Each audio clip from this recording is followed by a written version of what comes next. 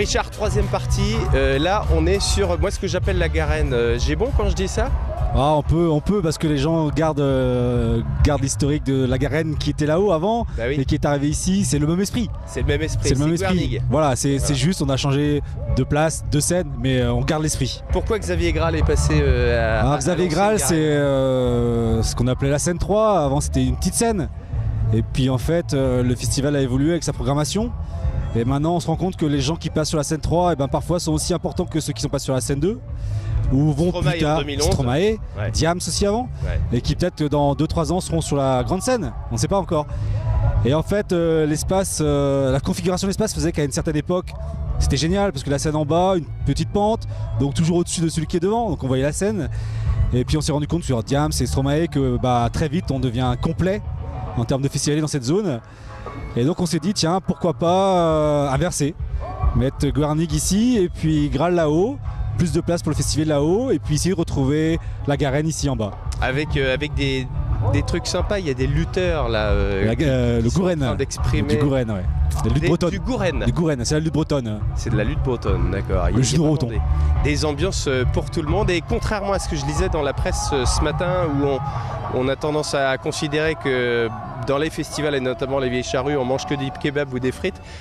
Juste à côté, il y a des salades bio. Là, je peux te dire, à gauche, il y a salades bio, café, glace bio, pâtisserie, Rives, Paella, Cuisine du Monde, un nouveau stand de cette année. Vous avez énormément travaillé sur le confort, sur l'accessibilité des handicapés. Moi, j'ai 12 ans de recul maintenant.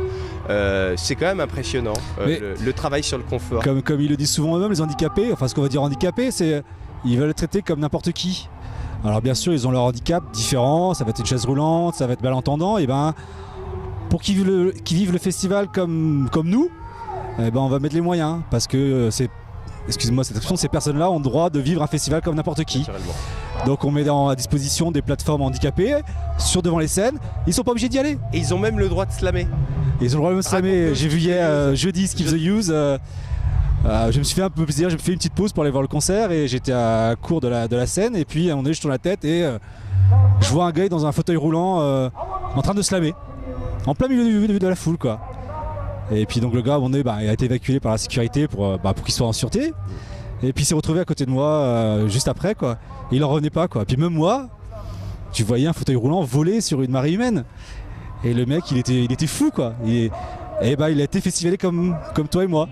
Pendant 10 minutes, 1 heure, j'en sais rien. Il a eu son heure de gloire. Comme en plus, voilà exactement. Il a eu son heure de gloire. Tu as eu le temps d'aller voir des concerts, des spectacles pendant ce week-end? Très peu. J'essaye d'aller voir quelques-uns. Quelques brides de morceaux. Je vais aller regarder 2-3 morceaux et puis le téléphone va sonner ou un truc à voir. Voilà exactement. Ouais. C'est très rare que je fasse un concert en entier. Vous commencez à imaginer la 25e édition là déjà? On est à la 23e là en 2014. L'édition prochaine, l'édition dans 2 ans, dans 3 ans, dans 4 ans. Oui, bien sûr, on est obligé. On en a parlé un peu tout à l'heure, un festival ça doit se remettre en question parce que il y en a de plus en plus en France et il faut offrir quelque chose aux festivaliers et puis il faut pas qu'ils soient lassés, il faut pas qu'ils viennent là tous les ans en disant je sais, là, je vais arriver sur le site à gauche c'est la Garenne et puis j'ai la patate là et puis non.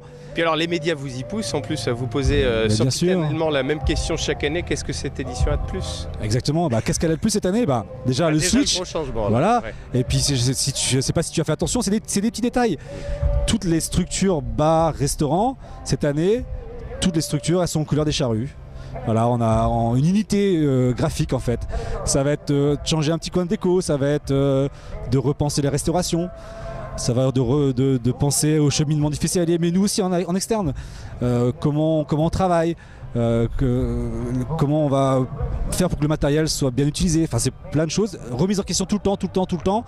Sinon tu stagnes, et si tu stagnes c'est mauvais, c'est comme n'importe quoi. Il faut toujours chercher à évoluer pour progresser. Comment on enrichit ça, cette capacité d'innovation? L'envie déjà de donner du plaisir aux gens. Encore une fois, on reste là-dessus, c'est vraiment là-dessus les charrues, c'est de faire les choses sérieusement sans se prendre la tête et puis de faire envie aux gens, de les faire rêver. Et pour les faire rêver, il faut qu'ils rêvent tous les ans. Il faut que tous les ans ce soit nouveau. Donc à nous de nous démerder dans toutes nos petites réunions qu'on fait à l'année, là tous de notre côté, de trouver le petit truc qui va faire que tiens, cette année les Vieilles Charrues, il y avait ça, vivement l'année prochaine, et l'année prochaine il n'aura pas ça parce qu'il y aura eu un nouveau truc. Voilà, c'est ça surtout. Tu as derrière toi un terrain en pente, pour l'instant qui sert de lieu de stationnement, de parking. Ouais. Vous comptez en faire quelque chose? On aimerait bien. C'est un projet qui nous trotte dans la tête. Enfin, Alors surtout moi, ça m'a étonné quand tu m'as dit ça. Ça me paraît assez naturel de l'utiliser, y compris pour de la fréquentation humaine. Ouais. Mais pas tant que ça finalement. Bah, pas tant que ça parce que tu regardes le terrain, c'est une pente. Et puis une pente, par exemple, si on veut mettre des toilettes, c'est un réseau d'eau. Ouais, Il faut envoyer l'eau, puis il faut l'évacuer. Et puis les structures, il faut qu'elles soient pas comme ça. Sinon, quand tu vas servir un verre, la moitié va être à côté. Le festivalier va pas être content. Mais un lieu de repos pour le coup. Voilà, on sait pas. C'est un truc qu'on a en tête. Voilà, le switch qu'on a fait cette année de changer les deux scènes, c'est de se dire est-ce que le festivalier, il est content de ça, d'avoir Guernica ici.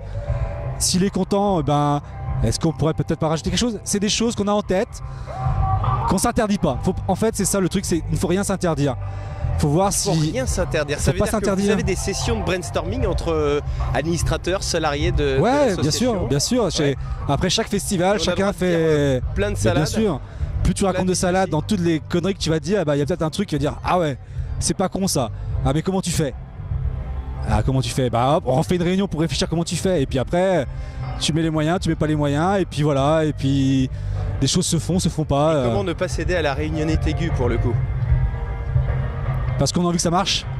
Voilà, c'est tout. C'est encore une fois, on en revient à l'envie. On a envie que ça marche pour que tous les gens que j'ai autour de moi là, ils aient la pêche, qu'il fasse beau, qu'il pleuve, qu'il se passe une merde, je sais pas, qu'ils soient contents d'être venus et qu'ils se disent l'année prochaine je reviens. Et puis je vais amener des copains en plus, tu vois. Voilà, c'est ça le truc. Quel état d'esprit? Il faut. Sinon, ce serait pas les Vieilles Charrues. Sinon, ça marcherait pas comme ça. Tu regardes les festivaliers, ça se passe super bien. Ils sont contents, ils ont le sourire, voilà. J'ai même eu une assistante cadrage. Ouais, oui. Ce qui a expliqué l'image qui bougeait. Allez, 2 derniers souvenirs pour terminer notre entretien. Des petits souvenirs. Des petits souvenirs, des petites anecdotes. Mon côté groupie, la première fois que Massive Attack est venu sur les charrues, ça n'avait pas encore cette ampleur-là d'organisation aussi. 98, 19. Ouais, voilà. Et du coup, à l'époque, les bénévoles, ce que je vais dire lambda, sans que ce soit péjoratif, on pouvait manger parfois avec des artistes. Et puis un jour, je me retrouve Massive Attack à l'affiche. Je suis fan, mais je les connais pas, les gars. Tu vois, j'écoute les CD, j'entends la radio, c'est génial. Et puis je me retrouve à jouer au baby-foot derrière, là-bas. Et puis il y a 2 blacks qui arrivent et qui me font comprendre en anglais on peut faire une partie. Ouais, on rigole, on fait 1, 2, 3 parties, voilà. Et t'as joué avec le concert monte et j'ai joué au baby-foot avec Tricky. Et je savais pas. C'est quand je suis monté sur scène voir le concert, je dis mais. Leur tête me dit quelque chose et puis putain j'ai joué avec eux au baby-foot quoi. Voilà. C'est plus possible ça. C'est des petits. Si c'est encore possible mais voilà c'est des petites histoires qui se sont passées que je revivrai peut-être pas cette année mais d'autres choses, de rencontrer des artistes. Hier Bertrand Cantat très simplement qui est arrivé, qui a signé des autographes. Alors que c'était tôt le matin, voilà sans problème. C'est des petites histoires. Tu détestes. Tu adores ou tu détestes Cantat? Il a fait ce qu'il a fait. C'est pas à moi de juger voilà. Toi. Moi. J'estime qu'il a. J'ai jamais été un grand fan de Noir Désir. J'aimais les morceaux qui sont connus, voilà. Du coup, j'aime ou j'aime pas. C'est pas que j'ai pas d'avis, c'est chacun a sa décision. Moi, ça me dérange pas qu'il soit là. Moi, j'estime qu'il a fait ce qu'il a fait.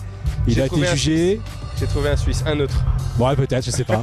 Il a été jugé, il a fait sa peine. Maintenant, voilà, on passe à autre chose. Il y a des gens qui n'aimeront jamais, il y a des gens qui pardonnent, voilà. Chacun fait comme sa conscience lui permet. Un dernier souvenir pour la route? Dernier souvenir, James Brown en centre-ville, qu'on voyait pas arriver, panique, et puis qui arrive au dernier moment parce qu'il s'était retrouvé dans le nord de la France. Et puis voilà, et puis plein. En fait, les Vieilles Charrues, c'est ça. Si t'as 2 heures devant toi, je t'en raconte plein. Là. Eh ben, on se retrouvera l'année prochaine. Ok, d'accord. Merci Richard. De rien, un plaisir. Excellente continuation et du coup démontage parce que le boulot. Ouais, j'ai encore une semaine derrière moi. Se poursuit pendant une semaine. Au revoir les gens, moi je continue à bosser. Un peu de vacances quand même. On va essayer. Merci Richard, à l'année prochaine. Salut.